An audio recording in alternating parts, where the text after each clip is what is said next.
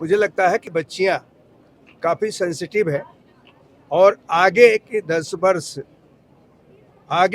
वर्ष मुझे लगता है कि अगर यही स्थिति रही तो इस देश में लड़कियां बहुत बड़ा परिवर्तन करने वाली। उन्होंने विश्वविद्यालय की तरक्की को कैसे देख रहे हैं सर? लगातार पिछले कुछ वर्षों में आगे बढ़ती जा रही है। सर, आपने एक चिंता भी व्यक्त की है कि जिस तरह से प्राकृतिक खेती के बारे में बोला जाता है, जमीनी स्तर पर वो नहीं नहीं दिख है। रही।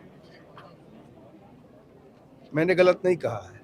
इस नाते मैं ये कहता हूं कि प्राकृतिक खेती अत्यंत आवश्यक है, उसको जमीनी रूप देना चाहिए। और जैसे मैं नशे के संदर्भ में कहता हूं कि काम करिए, स्टेटमेंट मत दीजिए, उसी प्रकार से इस पर भी कह रहा हूं कि काम करिए, केवल बताइए मत। आज हिमाचल के लिए बहुत जरूरी है। आप ये देखिए कि प्राकृतिक खेती से जो भी उत्पाद हो रहा है उसका मूल्य कितना अधिक मिल रहा है। तो लोगों को इसको बताना चाहिए और लोगों को समझाना चाहिए और लोगों को कहना चाहिए कि नहीं, इस पर लगी।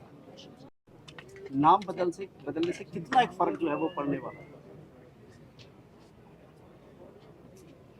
नाम बदलने से फर्क इस नाते पड़ता है कि हम सब लोग लोक से जुड़े हुए हैं और कहीं कर्तव्य पथ नाम दिया गया है, कहीं कुछ भी नाम दिया गया है।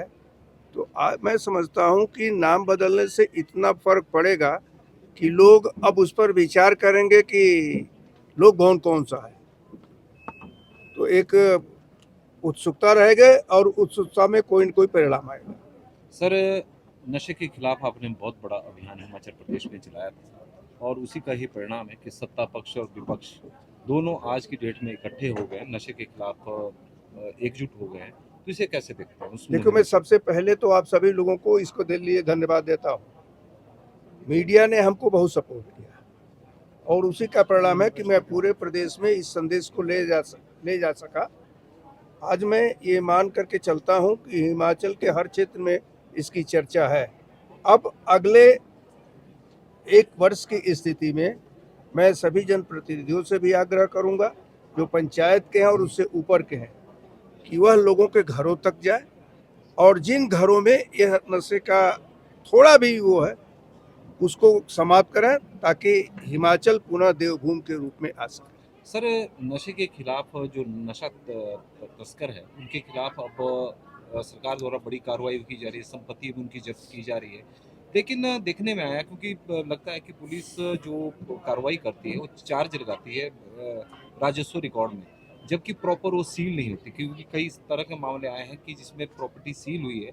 तो क्या पुलिस को इस तरह की अथॉरिटी दी जाएगी कि प्रॉपर वहाँ पर तालाबंदी की जाए जो नशे तस्कर में शामिल हो गए? मुझे लगता है कि इस पर मुख्यमंत्री जी अपना अलग से बयान दे भी रहे हैं, बता भी रहे हैं और पुलिस के लोगों को जो है प्रोवोक भी कर रहे हैं। मैं समझता हूं कि अगर वो नहीं हो रहा होगा तो होना चाहिए, लेकिन उसके साथ साथ हम नशे के विरुद्ध जो अभियान चला रहे हैं, प्रदेश सरकार को एक बार पुनः मैं कहना चाहूँगा कि रिहैब सेंटर खोलो। जो लोग गलती से अगर उसमें चले गए हैं तो वो अपना सुधार तो कर सकें। प्राइवेट में अभी वो नहीं हो पा रहा है, यह बहुत जरूरी है।